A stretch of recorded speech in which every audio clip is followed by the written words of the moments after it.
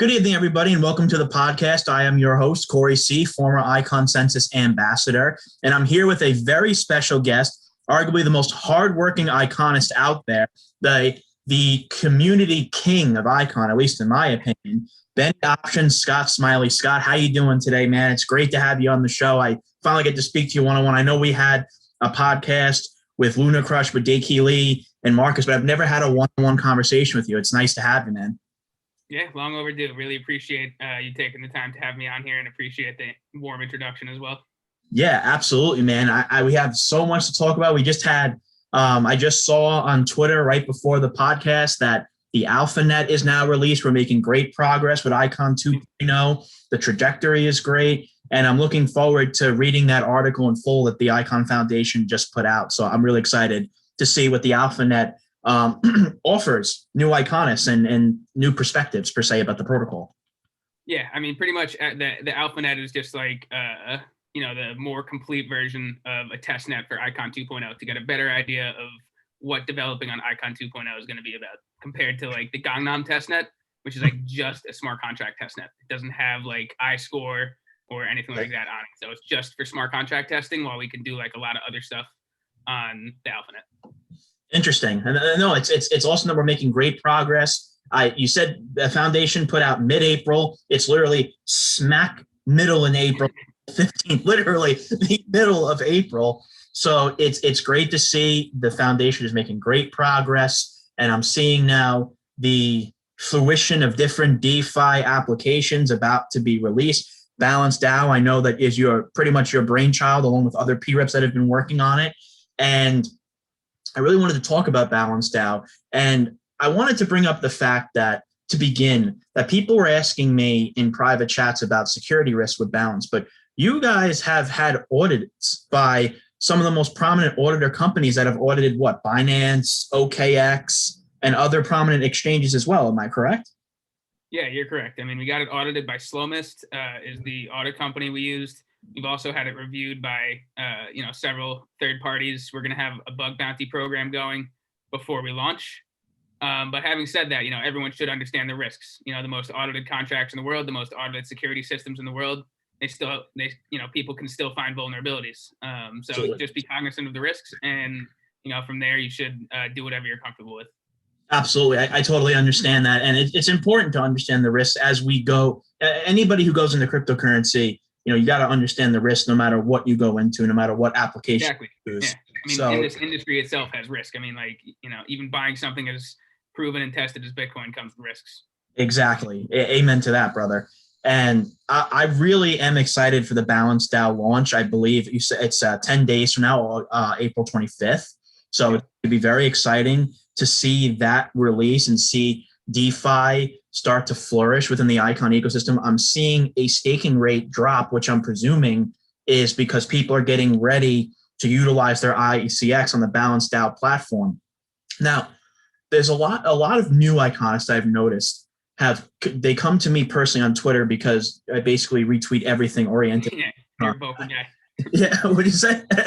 I said, because you're a vocal guy. Yeah, I try my best, sometimes for the best, sometimes for the worst. But so for someone who is enticed by the 11% staking rate that Icon has right now, what would you say to them about why should I unstake and join BalancedDAO and be part of this ownership and be part of this new decentralized bank, even though there are multiple avenues of making having monetary value on Balance? Do you want to describe those for us?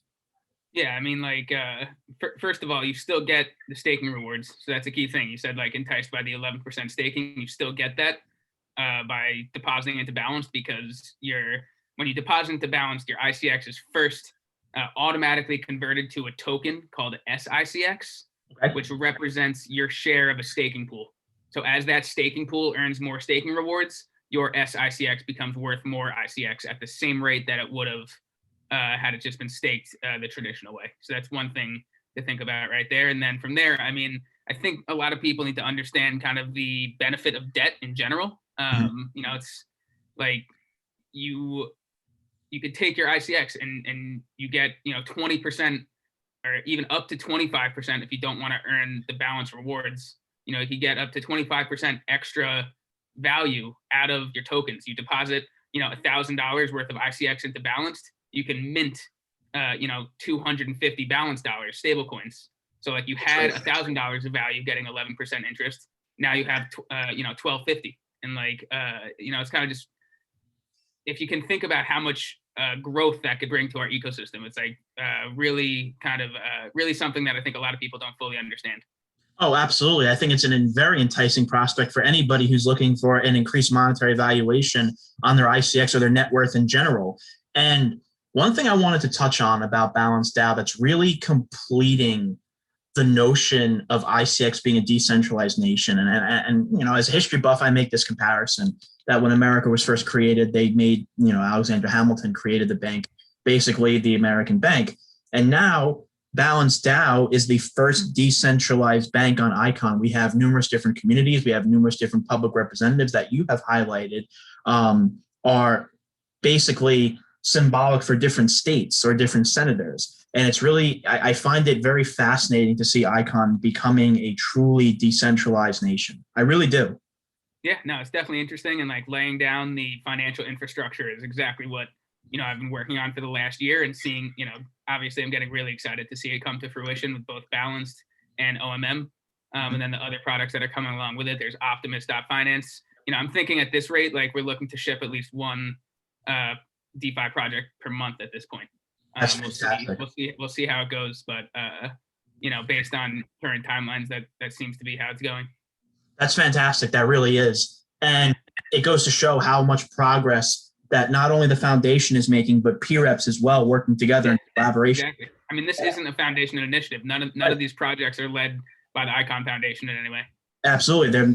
They're excuse me, they're initiated by peer reps. You've worked with BalancedDAO as Parrot 9, ICX Station, and there are one or two others that I'm missing. Isn't DAO working with you guys as well? Yeah, Parrot 9, ICX Station, Ibris Iconosphere, Icon DAO, and Mouse Belt is Balanced.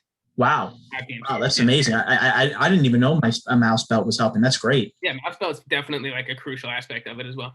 That's awesome. I mean, everyone's crucial, of course, but yeah, it's not like they're just some team that got added in at the last second or something. They've been there from the start. Of course.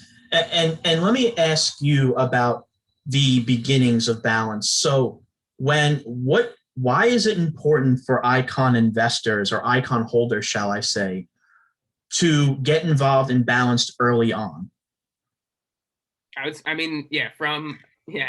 don't like encouraging people. I want everyone to understand that they should evaluate the risk for themselves and do whatever they're comfortable with. But getting involved in Balanced early on, you're going to get a larger share of the inflation, which means you're going to be a larger holder in the DAO. You're going to have a bigger voice in the future of it, the future of decentralized finance on Icon, interest rate, or like the origination fee adjustments, adding new assets, voting on adjustment on proposals from the DAO, kind of similar to the contribution proposal system.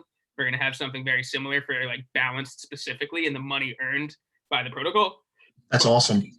It's okay. And then, and then if you could vote to pay out network fees to Balanced token holders. So there's pretty much, if you get in earlier, you're obviously going to have a bigger share of the DAO. This is a fair launch project. So those who are willing to take the risk earlier on, they're going to be they're going to have a bigger voice longer term. Absolutely. And even those who are trepidatious in the risks, they are still able to claim Balanced tokens once a week if they stake their ICX. Am I correct? Yeah, that's right. Yep. So that's pretty much like the point of the airdrip. I mean, there's been like a ton of confusion in the Telegram room trying to fix it. I mean, we have like documentation of it. There's, we have Medium posts and stuff about it. I feel like there's only so much we can do, but for anyone watching this, you have kind of two options. You can earn a small amount of Balanced tokens, and just by staking and voting with your ICX, as you always have been doing, you'll get a small amount of Balanced tokens every week, and you can claim them on our website. But if you want to earn more Balanced tokens and like really, have a larger voice in the DAO and, participate in the project, then you deposit into Balanced, you borrow BNUSD Balanced dollars, and you earn more Balanced tokens that way. And you can also be a liquidity provider on the DEX. That's fantastic. That's fantastic. And I know you brought up before about adding new assets. So I think safe to presume that more assets are planned to be added to balance along in the future. Yeah, absolutely. I mean, I'm trying to think of like what direction makes the most sense. There's been some excitement around like synthetic stocks, like synthetic equities you've seen on like the Mirror protocol. That's something we could consider. I think there's room for synthetic commodities. I think a lot of people like to speculate on oil prices and things like that. So we could maybe go down that route.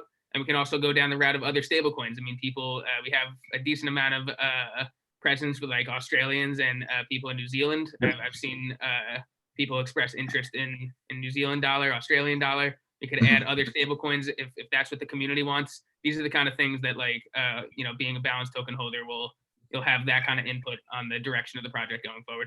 That's fantastic. I like how DAO ownership with Balanced gives people the power to govern themselves. I like how this is so decent, that this is a bank that's not centralized. When you're in a centralized bank, you really don't have a say with what goes on. I mean, for example, look at HSBC that banned their users to buy MicroStrategy because of Bitcoin. Yeah, pretty ridiculous, honestly. It is ridiculous, and you won't have that type of notion in a decentralized bank like Balance, because the holders of Balance make the decisions, not the higher uppies on a corporate scale.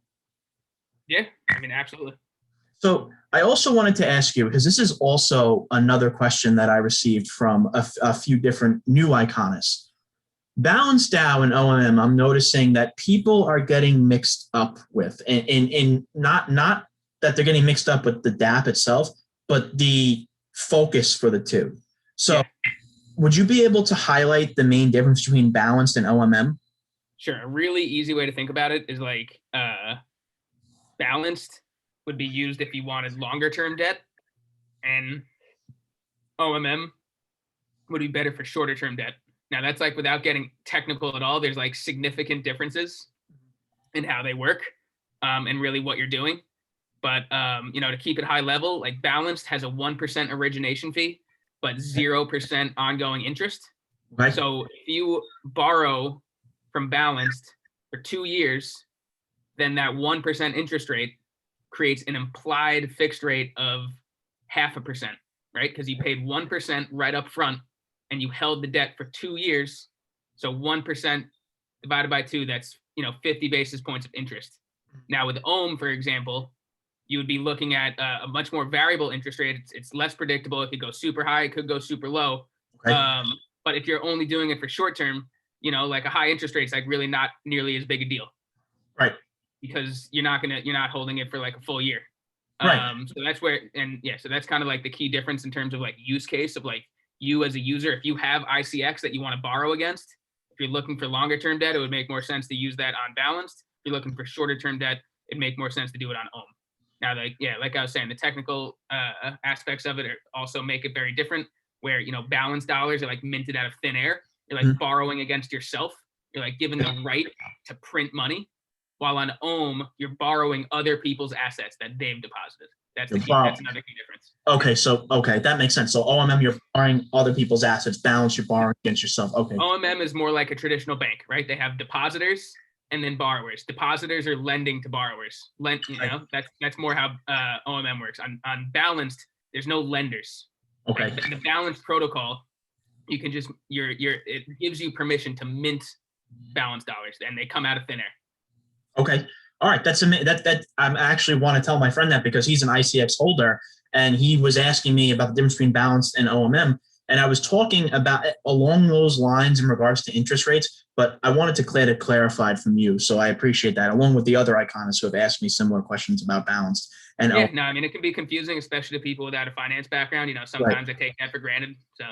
Yeah, no, absolutely. I mean, as someone from a history background, it's been difficult to understand, but I'm grateful that I've been part of Icon, so I'm able to understand these things a little bit easier than my colleagues who are in departments that have nothing to do with computer science or anything along those lines.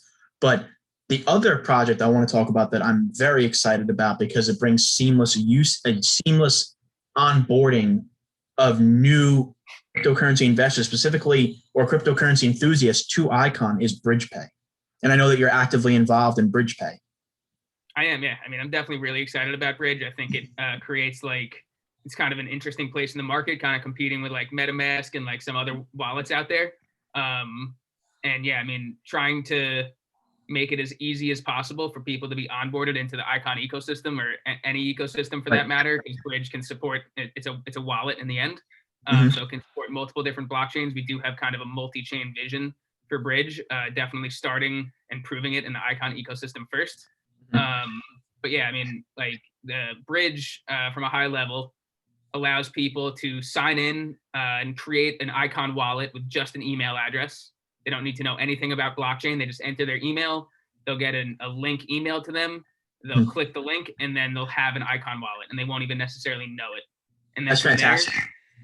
Yeah, absolutely. I mean, even just that, even just being able to create and manage a wallet with just your email address is like a huge step up from what we currently have. Like, I've given my friends some ICX just so they can kind of get some skin in the game and get excited about what I'm working on, and like just walking them even through something as simple as my Icon wallet is like still very confusing for someone who hasn't ever used cryptocurrency. I have them like email me or send me their key store files, like just in case they lose it. I've already had 2 of my friends like lose their phone. I've had to give it to them. So it's like really, just that kind of stuff. So just getting back to Bridge, like just the email aspect itself that allows you to sign in so easily is a huge step up for user experience. And I'm really excited about that. Absolutely. I'm sorry.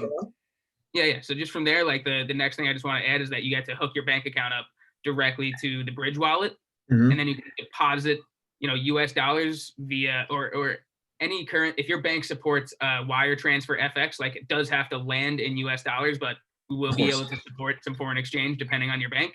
But yeah, you deposit it right into the Bridge wallet. We mint you a stable coin. And to the end user, all they've done is like they've signed in with an email and they've connected their bank account, and they're ready to start either buying ICX or they could buy once we have the NFT marketplaces up. It'll be really easy for people to just come in and buy whatever assets are listed there as well. So it's really supposed to help DApps with a better onboarding experience. And that's exactly why at Catena, I mean, I can't give away much, but I will say that we intend on using Bridge for a variety of different products, specifically when it comes to, I like how you said interoperability, because our main goal at Catena, being an Icon accelerator ourselves, is to focus on the vision of interoperability. I mean, I think the biggest focus to propel and accelerate Icon is to accelerate its blockchain transmission protocol ideology, the idealism. So we intend on, we have been we've been observing BridgePay for quite some time, and we are maybe going to use BridgePay when it comes out to assist in our products and projects regarding Icon and interoperability. So we're very excited for BridgePay as well. Nice, man. Glad, looking forward to onboarding you as a customer. Yeah. No, I really am. I think that seamless user experience is great. And the reason why I say that is because as you have friends as well who are clueless about cryptocurrency, as do I, and some of these people have been in cryptocurrency for 2 to 4 years with me, and they still don't know to keep their Google Authenticator or to keep their key store file. I was actually helping my dad's friend. Now he's in his early 60s, but unfortunately he lost his phone and he lost all his assets that were on KuCoin. And because a 60-year-old man sometimes doesn't think, oh, I need a Google Authenticator from a phone I used 3 years ago. Yeah, for sure. It's tough. It is. And the seamless experience. It's just a 2FA, he could get it back at some point, hopefully. Exactly. Yeah. So I think seamless user experience is one of those components that need to exist in cryptocurrency in order for this space to be mass adopted eventually. Because if you don't have that seamless use case, it's not going to be an enticing prospect for people to join this ecosystem when they don't even know how to make a wallet. Yeah. I mean, you got to make it easy for them, Exactly. So one thing I did want to discuss, and this is one of the most exciting things for me personally, as someone who believes in interoperability and someone like yourself, someone who believes that Icon is a digital nation looking to expand its, I like to call it policy through protocol, through an aggregator blockchain. Now, my favorite part of the article that I read, I know you the foundation put out 2 different articles about being an aggregator blockchain and the blockchain transmission protocol, is the auction paradigm. That's an arbitrage's dream. Yeah, it's definitely really exciting.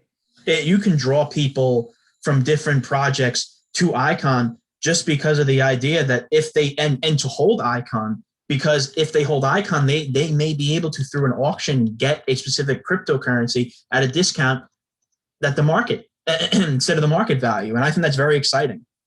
Yeah, I mean, like, really, it took a while to try and think about like how to drive value for ICX holders, like for all ICX holders with BTP. Like the original design was more focused on the relays themselves, like the people who are running the software that's passing messages between blockchains. Right. But that's going to be like what, depending on how big the relay network gets. I mean, it could be anywhere between 25 to maybe 100. I mean, at best, like, let's talk about like 1,000 people if we really expand the relay set.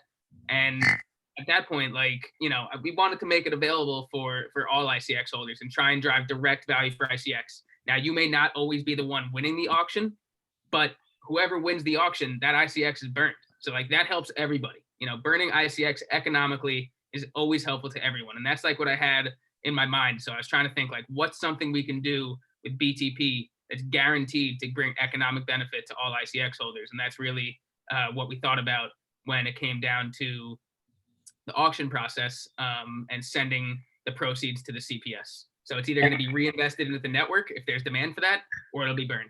So I think that's great. And I like how Icon and you specifically are focusing on a deflationary model, because throughout history, I mean, this is where my history background somehow connects to blockchain, but when it comes to a historical background, when you have runaway inflation and you have runaway printing of money, the hegemony of your currency generally collapses. This has happened multiple times throughout history. And the fact that the foundation and you are focused on making Icon a deflationary asset is very, very important to the continuity of the network and the continuity of the value of the ICX coin. Utility and deflation will truly bring more value to the ICX ecosystem and ICX token holders, because we're not going to have runaway inflation. We'll have a deflationary asset. And that will also be enticing to onboard people who find out that Icon is extremely deflationary through these aspects.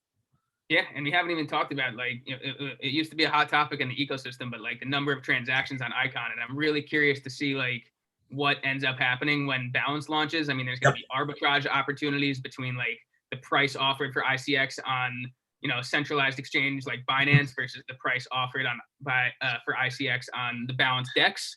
So like, taking advantage of that arbitrage, borrowing, minting BNUSD, paying it back, supplying liquidity, all those aspects, claiming Balance tokens, staking them, claiming your rewards. I mean, I'm really curious to see how much transaction volume this app itself will draw. Absolutely. I'm very excited and curious myself, because I'm starting to see an uptick in transactions already. And I can only speculate, but I'm presuming this is in preparation for BalancedDAO. I mean, I think it was Everstake who posted a graph on Twitter either today or yesterday that the daily transactions went up substantially. I don't know the I think like almost doubled or something from like 70-ish to like over 150 or something. Yeah, the transaction count is gigantic now, and huge deal. That's going to show that people are using the ICX on the network, and they're going to continue to use it when Balance launches. And the fact that you just told the audience and myself that your trajectory is 1 DApp per month, that's, if we look at that from even a speculative standpoint, that's another, we're in April, May, June, July, August, September, October, November, December. That's 8 more products. Well, yeah, I do want, I meant for the next 3 months. I should have. Okay. Sorry about that. Okay. So we got Balanced, OMM, Optimus, and then Equality. Those are like 4 DApps that are all kind of related, and all should be coming like shortly after one another. Okay, and I'm presuming then, because I saw you wrote something on Telegram, that Bridge Pay, the technology itself is ready, but your partner is overloaded right now. Is that why it's not released? That is, yeah, that's unfortunate. Yeah. So the wallet itself, like the user interface, the whole thing is like finished and polished. There's like really no bugs or anything. We just need to make sure, like, you can even actually mint bridge dollars. I did mint 5 bridge dollars, but the thing is like you can't get them out. So we're not trying to have like a bunch of people mint all these stable coins and not be able to redeem them for $1. So of course. that's kind of the issue right now, is the redemption process. they're trying to automate it as fast as possible. They've been like overwhelmed with business with the crypto I'm market sure. boom. So, it is what it is, and we're trying our best here. Yeah, no, absolutely. I mean, it's not your guys' fault. Your technology is ready. So, it's a matter of, the market boom calming down a little bit so that bridge pay can be released. So I'm not even going to ask a trajectory of a release date, given the fact that's please don't. Yeah. No, So but yeah, I mean, it could things could turn around. We're pretty much like it comes down to hiring talent and them having the capacity to do it. So I think they're already in that process. So, I'm hoping it should move along, in a timely manner. Absolutely. So the last topic I want to talk about is more of an opinionated topic based on BTP. So what, in your opinion, Scott, is the most exciting part about BTP and Icon 2.0? Yeah, I mean, I think you nailed it with the auction process. I mean, I can't wait to see people bidding assets from other networks and like seeing how many fees we accrue, like what type of dApps people build that drive these transaction fees. I'm thinking that Balanced could play a key role in that, as a DEX that handles cross-chain trading. So we could have, like we've been doing a lot of talking with Edgeware. I just did an AMA with them. I'm doing another one with them, I think, tomorrow in their community. And, being able to arbitrage Edgeware tokens and ICX between our two networks, that should drive transactions through BTP and more items for, more things for people to bid on. So yeah, definitely, I'm excited to see like what it does for creating demand for ICX. Absolutely true. And I couldn't agree more. The auction process, when I saw that, I like my jaw dropped because the immense amount of opportunities for new investors and new ICX holders to be introduced to the network. And then they realize, oh, wow, this is not just a utility token. This is an entire network of networks that's looking to combine different networks. Like, yeah, no, absolutely. 5 times over. So I'm also excited about the fact that BTP is not just a bridge, but it creates more of a web of blockchains, right? Like as soon as another blockchain is added to the BTP ecosystem, they're already directly connected with every other blockchain in the ecosystem. So like, I mean, there's a lot of features that are specific to BTP that get me excited as well, just besides like the economic side of it, more on the technology side. Absolutely. BTP, I'd say the auction is the most exciting thing to me. And also one of the biggest reasons why I was so enticed by Icon back when I first found out about it in late 2017, early 2018 was, and I forgot who said this quote, but they said that Icon is a blockchain that's looking to allow for other blockchains to talk with one another. Like I hate to say this to everybody, but until we have interoperability in that scalable approach and that interoperable approach, mass adoption is not going to happen.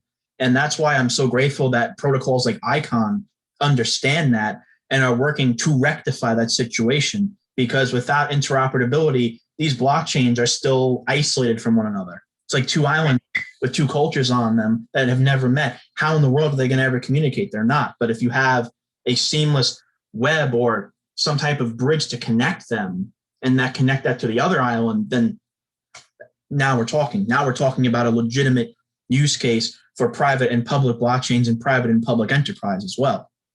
Yeah, and even in a slightly more technical vein, like what we're really creating here is like the next level of composability, right? Like within the Ethereum ecosystem, you have a lot of composability between each of these different DeFi projects. Like Compound can borrow from Aave. They've created like the Iron Bank.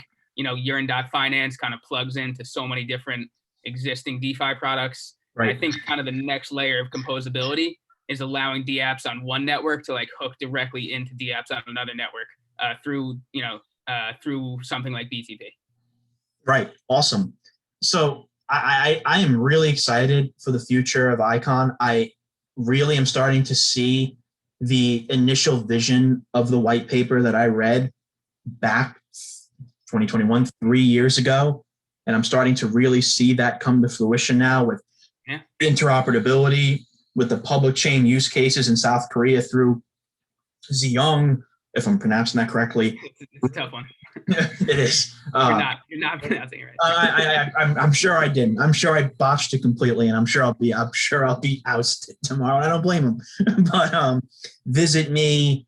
COVID tracing with Icon. Icon has really kept up with current events, and we realize what needs to be rectified in cryptocurrency. And I always say it that slow and steadiness wins the race, because we don't want products to launch that have problems. We want products to be streamlined. We want them to be seamless, and we want them to interconnect with other chains in a way that's easy for all investors and all cryptocurrency users, or those who are interested and are too trepidatious in joining an ecosystem. Yep, absolutely. So, Scott, I really, really can't thank you enough for coming on the podcast today. We got to do this more often. This is the first time I've spoken to you one-on-one in 3.5 years. So it was amazing, and it was a wealth of information from you. I really appreciate it, Scott. Yeah, no problem. Thanks again for having me, Corey. Looking forward to the next time, and just keep up what you're doing. Really appreciate it. Absolutely. Likewise, Scott. Thank you so much. All right. See you, man. See you.